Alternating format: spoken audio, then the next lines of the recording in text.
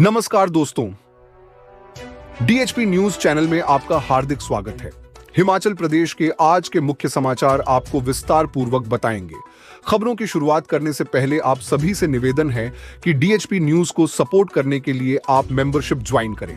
आपके सपोर्ट से हमें और बेहतर कंटेंट बनाने और आप तक सही खबरें पहुंचाने का मौका मिलेगा। तो पेश हैं आज के मुख्य समाचार। त्योहार पर घर आ रहे थे लोग, खचाखच भरी बस खाई में गिरी, अब तक 14 लोगों की मौत। हिमाचल में इन दिनों पोष त्योहार की तैयारियां चल रही थी। शिमला, सोलन और सिरमौर में रह रहे लोग अपने गांव लौट रहे थे। घर में पकवानों की बात हो रही थी, रास्तों में बसों में भीड़ थी।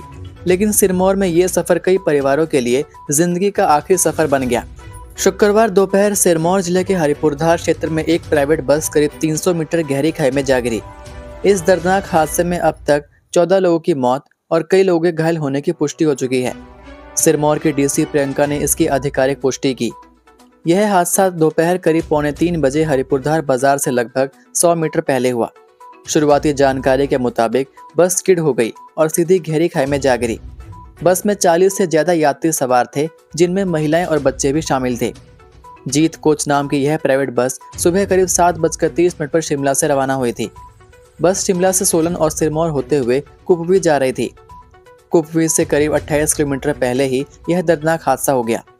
बस में सवार कई यात्री पोष त्योहार के चलते अपने गांव लौट रहे थे। हादसे की खबर मिलते ही आसपास से गांव के लोग मौके पर पहुंचे और राहत बचाव में जुट गए। दुर्गम पहाड़ी इलाका होने के कारण रेस्क्यू में भारी मुश्किलें आई। पुलिस प्रशासन और स्वास्थ्य विभाग की टीमें भी तुरंत घटनास्थल पर पहुंची। हादसा इतना भयानक था कि बस की छत चेसी से अलग हो गई और बस के परखच्चे उड़ गए। बस के नीचे 5 से ज्यादा यात्री दबे हुए थे। ग्रामीणों और रेस्क्यू टीम ने बस को पलटकर घायलों और शवों को बाहर निकाला। कई यात्रियों को गंभीर हालत में हरिपुरधार अस्पताल पहुंचाया गया, जहां से उन्हें नाहन मेडिकल कॉलेज और पीजीआई चंडीगढ़ रेफर किया गया। सुक्खू सरकार का बेरोजगारों को तोहफा, पंचायतों में भरने जा रही जेई के पद। हिमाचल प्रदेश की सुक्खू सरकार ने बेरोजगार युवाओं के लिए बड़ी राहत की घोषणा की है। मुख्यमंत्री ने शुक्रवार को पंचायती राज विभाग की उच्च स्तरीय समीक्षा बैठक के दौरान स्पष्ट किया कि प्रदेश की पंचायतों में लंबे समय से खाली पड़े पदों को अब भरा जाएगा। इससे न केवल ग्रामीण विकास को मजबूती मिलेगी, बल्कि युवाओं को रोजगार के नए अवसर भी प्राप्त होंगे। मुख्यमंत्री ने बताया कि पंचायत स्तर पर कनिष्ठ अभियंता यानी जेई के पद काफी समय से रिक्त चल रहे हैं, जिससे विकास कार्य प्रभावित हो रहे हैं। इन पदों को प्राथमिकता के आधार पर भरने का निर्णय लिया गया। उन्होंने कहा कि पंचायती राज विभाग को सुदृढ़ करना सरकार की अहम प्राथमिकताओं में शामिल है और इसके लिए जरूरी मानव संसाधन उपलब्ध करवाए जाएंगे। बैठक में मुख्यमंत्री ने अधिकारियों को निर्देश दिए कि विभागीय योजना और विकास कार्यों की नियमित समीक्षा की जाए, ताकि जमीनी स्तर पर योजनाओं का प्रभावी क्रियान्वयन हो सके। उन्होंने दो टूक कहा कि किसी भी स्तर पर लापरवाही या अनावश्यक देरी बर्दाश्त नहीं की जाएगी। सीएम सुक्खू का बड़ा ऐलान, गरीब और बेघर परिवारों को पक्के मकान देगी सरकार। मुख्यमंत्री सुक्खू ने शुक्रवार को पंचायती राज विभाग की उच्च स्तरीय समीक्षा बैठक की अध्यक्षता करते हुए ग्रामीण विकास से जुड़ी योजनाओं की प्रगति का आंकलन किया। बैठक में प्रदेश के गरीब और बेघर परिवारों को पक्के आवास उपलब्ध करवाने को लेकर सरकार की रणनीति पर विस्तार से चर्चा कर कई महत्वपूर्ण निर्णय लिए गए। मुख्यमंत्री ने स्पष्ट किया कि राज्य सरकार का लक्ष्य उन पात्र परिवारों तक पक्के मकान पहुंचाना है जो आज भी कच्चे घरों में रहने को मजबूर हैं। सीएम सुक्खू ने कहा कि सुरक्षित आवास केवल सुविधा नहीं, बल्कि हर नागरिक का सामाजिक अधिकार है। इसे सुनिश्चित करने के लिए सरकार योजनाबद्ध तरीके से काम कर रही है। उन्होंने बताया कि मौजूदा सरकार सामाजिक न्याय और अधिकारिता को सर्वोच्च प्राथमिकता दे रही है, ताकि समाज के कमजोर, वंचित और उपेक्षित वर्गों को मुख्य धारा से जोड़ा जा सके। पंचायत चुनाव पर हाईकोर्ट के फैसले से सीएम सुक्खू नाखुश, क्या सुप्रीम कोर्ट जाएगी सरकार? हिमाचल प्रदेश में पंचायत चुनाव को लेकर हाईकोर्ट के आदेश के बाद राजनीतिक माहौल अचानक गर्म हो गया है।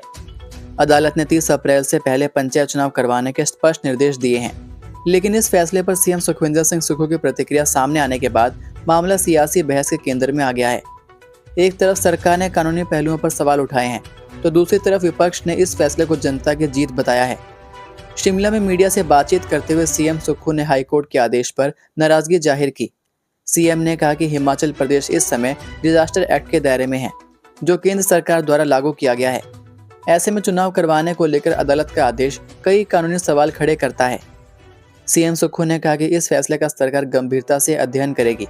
उन्होंने यह भी टिप्पणी की कि कई बार अदालतें आर्बिट्रेटर की भूमिका में नजर आती है, जबकि कानून की व्याख्या बेहद संवेदनशील विषय है।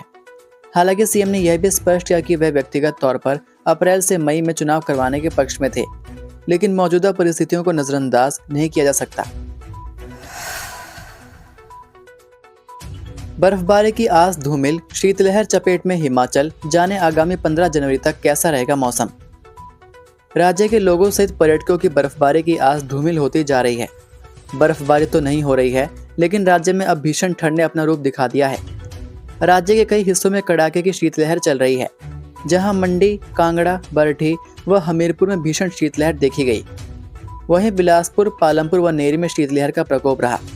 राज्य के 12 शहरों में न्यूनतम तापमान शून्य से नीचे माइनस में चला हुआ है, जबकि मैदानी जिलों में भी पारा सामान्य से कई डिग्री नीचे चला गया है, जिससे सर्दी अपनी चरम पर पहुंच गई है।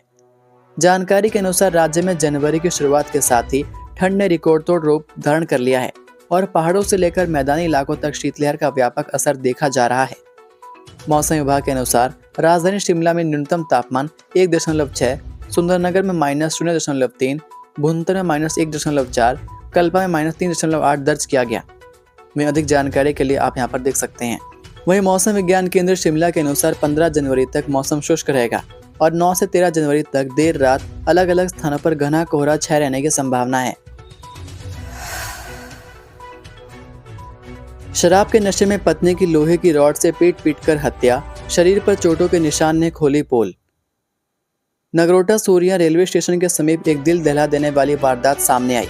यहाँ 35 वर्षीय प्रवासी युवक सोनू ने शराब के नशे में लोहे की रॉड से अपनी पत्नी की बेरहमी से पीट कर हत्या कर दी। आरोपी पिछले करीब 10 वर्षों से क्षेत्र में रह रहा था। सोनू बहरूपिया बनकर लोगों का मनोरंजन कर परिवार का पालन पोषण करता था। बताया जा रहा है कि मृतका उसकी दूसरी पत्नी थी। जानकारी के अनुसार प्रवासी सोनू ने सुबह अपने पड़ोसियों को बताया कि उसकी पत्नी की हार्ट अटैक से मौत हो गई है। इस पर पड़ोसियों ने भी मृतका को शमशान घाट ले जाने की तैयारी शुरू कर दी, लेकिन अंतिम संस्कार से पहले जब महिलाओं ने मृतका को नहलाने के लिए उससे कपड़े उतारे तो शरीर पर गहरी चोटों के निशान देखकर उन्हें कुछ शक हुआ। महिलाओं ने जब उसके पति सोनू से इन चोटों के बारे में पूछा तो वह वहां से भागने लगा, जिसे कुछ ही दूरी पर पकड़ लिया गया। इसके बाद इसकी सूचना पंचायत प्रधान को दी। प्रधान ने पुलिस को सूचित किया। सूचना मिलते DSP Jawali Veeri Singh forensic team के साथ घटनास्थल पर पहुंचे। पुलिस ने मौके से साक्ष्य जुटाकर आरोपी सोनू को हिरासत में ले लिया। डीएसपी वीरी सिंह ने बताया कि फोरेंसिक जांच के साथ सभी तथ्य एकत्र कर लिए गए हैं। आरोपी को गिरफ्तार कर लिया गया है और मामले की गहन जांच जारी है। मृतक महिला के 2 छोटे बच्चे भी हैं, जिनका भविष्य अब सवालों में है। वहीं आरोपी ने अपना जुर्म भी कबूल कर लिया है। मारपीट के आरोपी आईजीएमसी के डॉक्टर निरुला की बर्खास्तगी रद्द, साथ में मिली ये चेतावनी। राज्य सरकार ने इंदिरा गांधी मेडिकल कॉलेज एवं अस्पताल शिमला में कार्यरत पल्मोनरी मेडिसिन विभाग के डॉक्टर राघव निरुला के खिलाफ जारी बर्खास्तगी आदेश रद्द कर दिया है। यह फैसला विभागीय जांच समिति की सिफारिशों के बाद लिया गया है। स्वास्थ्य सचिव प्रियंका बासु की ओर से यह आदेश जारी किया गया है। डॉक्टर राघव को मरीज के साथ मारपीट के बाद नौकरी से बर्खास्त किया गया था। आदेश में कहा गया है कि डॉक्टर राघव को भविष्य में पेशेवर आचरण, अनुशासन और चिकित्सा नैतिकता के मानकों का सख्ती से पालन करना होगा।